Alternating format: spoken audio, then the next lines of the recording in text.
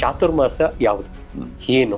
ಚಾತುರ್ಮಾಸ ಕಾಲ ಅಂತಂದ್ರೆ ಇದು ಭಗವಂತನಿಗೆ ಅತೀ ಪ್ರಿಯವಾಗಿರ್ತಕ್ಕಂತಹ ಕಾಲ. ಹಾಗೆ ಇದು ಒಂದು ಸಾಧನೆಗೆ ಮೀಸಲಾಗಿರ್ತಕ್ಕಂತಹ ಒಂದು ಸಮಯ ಅಂತ ಅನ್ಬೋದು. ಭಗವಂತ ರೆಸ್ಟಲ್ಲಿ ಇರ್ಬೇಕಾದ್ರೆ ಅವನು ವರ ಹೇಗ್ ಕೊಡ್ತಾನೆ ಅನ್ನೋದ್ರ ಬಗ್ಗೆ. ನಮ್ಮ ನಿದ್ರೆ ಭೋಗ ನಿದ್ರೆ, ಭಗವಂತನ ನಿದ್ರೆ ಯೋಗ ನಿದ್ರೆ ಅಂತ.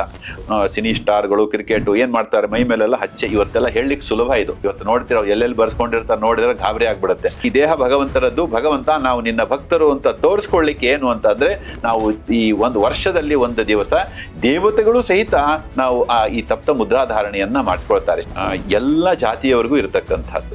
ಚಾತುರ್ಮಾಸದಲ್ಲಿ ಏನೇನ್ ಮಾಡಬಾರದು? ಮತ್ತು ಮದುವೆ, ಮುಂಜಿ, ಗೃಹ ಪ್ರವೇಶ ಇತ್ಯಾದಿಗಳನ್ನ ಮಾಡೋ ಹಾಗಿಲ್ಲ ಅಂತ.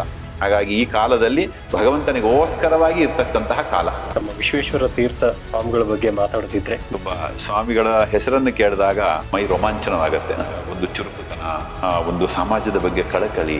ರಾಘವೇಂದ್ರ ಸ್ವಾಮಿಗಳ ಆರಾಧನೆಯು ಕೂಡ ಈ ಪವಿತ್ರ ಕಾಲದಲ್ಲೇ ಆಗಿರುವಂಥದ್ದು. ಅದ್ರ ಬಗ್ಗೆ ಮಾತಾಡ್ತೀವಿ. ಗುರುಗಳ ಕಾರುಣ್ಯ ಇತ್ತು ಅಂತ ಆದರೆ ನಮಗೆಲ್ಲ ಚಾತುರ್ಮಾಸದ ಎಲ್ಲ ವಿಧಿ ವಿಧಾನಗಳು ಏನಿದೆಯಲ್ಲ ಎಲ್ಲವೂ ಸರಿಯಾಗಿ ಆಗುತ್ತೆ. ನನ್ನ ಭಕ್ತರ ಆರಾಧನೆಯು ನನ್ನ ಆರಾಧನೆ.